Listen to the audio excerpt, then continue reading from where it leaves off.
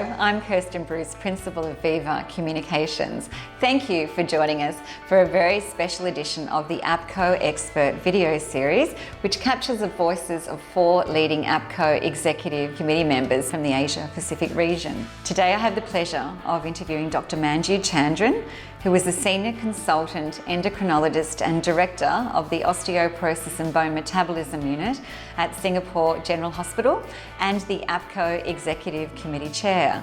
Dr. Chandran has played a key role in the formation of APCO and the January 2021 publication of the APCO Framework. Please explain your role as Chair of APCO and your personal commitment to the organisation.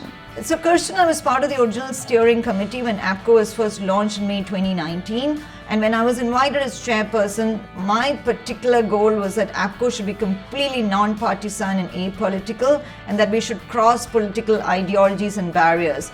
So as chairperson, what I try to do is pull in together these healthcare experts from multiple and diverse healthcare systems across the Asia Pacific region into a common ideology and harmonize our path forward together.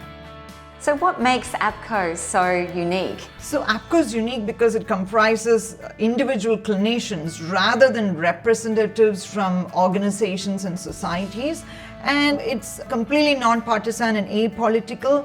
And APCO members voluntarily contribute their time towards APCO. So we're all committed to this common cause, which is to decrease the burden of osteoporosis and fragility fractures in the Asia Pacific region. So how was the APCO Framework developed? The APCO Framework was a concerted effort of all the APCO members. And what we started off with was that we did something called a 5 IQ analysis of all the existing guidelines in osteoporosis across the Asia Pacific region. There were 18 of them. And then following that, we undertook a 4-round Delphi process for consensus building amongst the osteoporosis experts that constitute APCO to develop the particular standards of care that ultimately form the APCO framework. So this is our gift to the world, so to speak, because it incorporates very clear, pragmatic standards of care that anyone across the Asia Pacific region can utilize. How can the regional implementation of the APCO framework address the lack of adherence with national guidelines in daily clinical practice across the region? The APCO framework offers APCO members an opportunity to invite their clinical peers to conduct what we're calling pathfinder audits in their respective countries and or hospitals. And so with this, we will be able to find out whether the standards of care practiced in the individual countries and or the hospitals match against the standards offered in the APCO framework.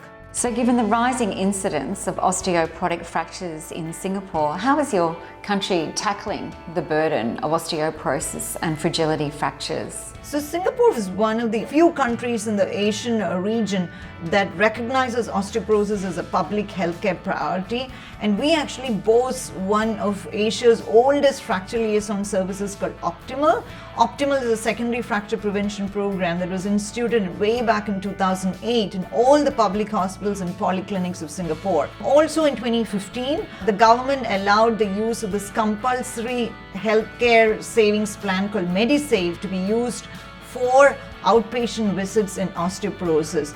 So with all these and work by individual units such as the Osteoporosis and Bone Metabolism Unit at Singapore General Hospital, the awareness of osteoporosis has increased dramatically, but we realize that individual units and societies cannot work in silos, and therefore we have formed these alliances, for example the Bone Alliance of Singapore recently, to bring together all these disparate societies and units motivated by a common goal.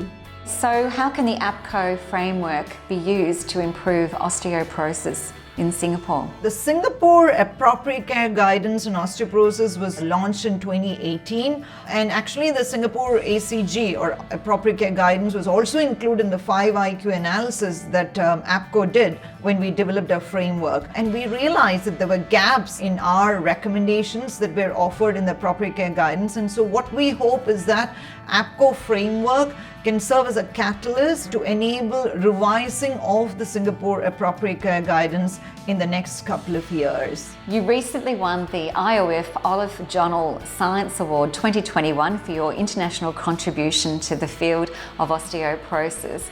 Can you tell us a little bit about that? Thank you very much, Kirsten, for that kind acknowledgement.